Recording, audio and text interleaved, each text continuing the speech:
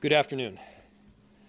So it sounds like JD Vance is taking a whole lot of my talking points, but not all of them. He said, quote, "Come out and protest, but do it peacefully." That sounds exactly like what I've been saying since the very first moments following the shooting of Renee Good. Protest peacefully, but don't take the bait. Don't counter the chaos of Donald Trump with our own brand of chaos here. And so to the extent he's telling people to protest peacefully, we're in agreement.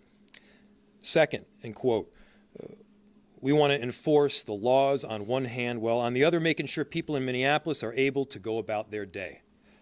It sounds a lot to me like he wants to be mayor of the city, only he's only been here for 2 hours, whereas we in this city have been working through these issues and this chaos for the last several weeks. Peace is not spraying irritants and chemicals at peaceful protesters. It's not detaining a 5-year-old. It's not dragging a pregnant woman through the streets. You achieve peace by working directly with communities. You lower crime by strategically going after people that have committed it. The Vice President said he would love to be able to send some of these agents home. You know, there's no disagreement there. We've been encouraging that for weeks. You heard me say it 2 weeks ago, and I've been saying it every single day since. If you're looking for an antidote to many of the issues that we have faced over the last several weeks, there's a very easy answer. And it's for this huge influx of federal agents, ICE and Border Control, to go home. And finally, he said if we had a little cooperation, we'd be able to keep streets safe. Once again, we agree. We have extensively worked with federal agencies under both Democratic and Republican administrations. We've worked with the DEA and the FBI. We've worked with the ATF and the U.S. Attorney's Office to successfully drive down crime in Minneapolis, and we've done so by strategically focusing on people that have actually committed serious and violent crimes. So what's changed? What's changed is the response that we're seeing. What's changed is that we have 3,000 plus ICE agents and Border Control that are on our streets without a clear plan. What's changed is we've got this huge influx of what feels like an occupation in a city in the upper Midwest. And what's changed is that they are arresting United States citizens. They are detaining people that have done nothing wrong. They're going after people exclusively based on the fact that they look like they're Somali or they look like they are Latino, and no reason beyond that. They've stopped law enforcement officers that are off duty. They've stopped fathers that are on their way just to drop off their kids. There are incredible people in our city that have come from a variety of different places around the country and around the globe, and they've made our city a better place. They're part of our family. We love them. We're proud to have them here. So I get that they've got a messaging challenge here, and it's predominantly because anybody can see with their own 2 eyes what's going on. You can't say with a straight face that pulling citizens off the street or going into a school is a targeted action when clearly it's not. Clearly, what we are seeing on our streets right now is discriminating only on the basis of race and largely indiscriminate thereafter. So yeah, in Minneapolis, we want to solve crime. We want to arrest murderers. Let's do it. Let's work together to drive down crime. Again, this is not that. We have had relationships with a number of federal administrations to successfully drive down crime. What we are seeing is this is more about political retaliation. This is more about tragically terrorizing people than it is about safety, than it is even about immigration. So, the job of law enforcement is to keep the peace, to keep Americans safe, and that is literally what I signed up to do and what the federal government signed up to do as well, and I urge that they do exactly that. With that, I'll answer any questions you might have. Mayor Frey, Earlier today, Vice President Vance, had said that, you're not being cooperative. He had implied that there had been some, order to prevent local police from responding, to federal agents. Can you comment on that? Has any local official told police not support agents? What Vice President JD Vance is saying is he's rhetorically asking what makes Minneapolis different. What makes Minneapolis different is that we have an influx of 3,000 federal agents on our street, and we're not the size of New York City or Los Angeles. What makes us different is we're seeing constitutional violations play out in real time. What makes us different is, yes, we do have residents that are beautifully standing up, supporting their neighbors, providing food, escorting them to their jobs, recording some of the unconstitutional acts that are taking place to make sure that some sunlight is added as a disinfectant to some of the chaos that is being caused.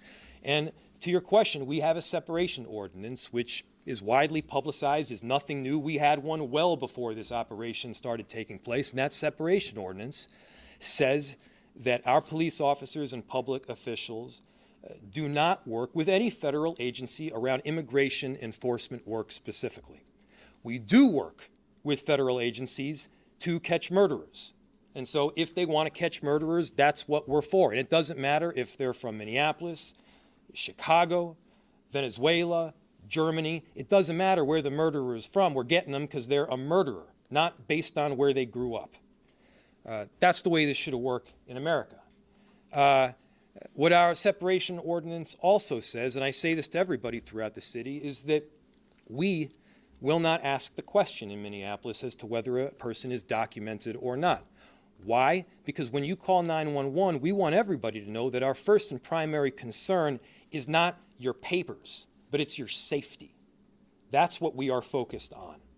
Now, our police officers respond to any instance where they can help keep people safe.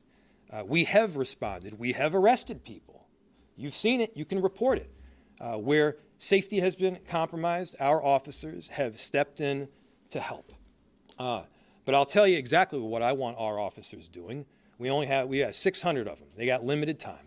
I want them focusing their energies on investigating crime, on keeping people safe, on preventing carjackings and homicides.